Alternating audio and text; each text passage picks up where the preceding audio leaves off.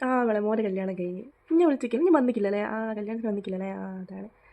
മോൻ്റോളെ കുറിച്ച് എന്താ അവളെ പറയണ്ടേ? കുഴപ്പമൊന്നുമില്ല, നല്ലൊരു മോളെ.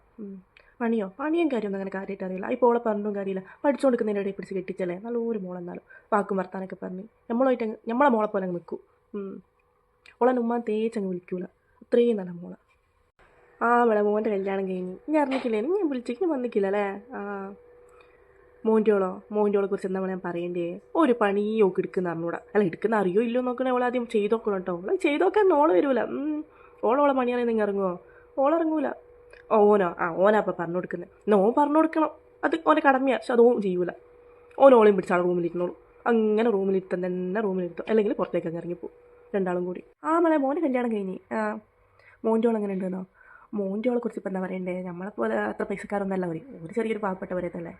വെച്ചുണ്ടാക്കാനൊന്നും ഒരു സാധനം അറിയൂല.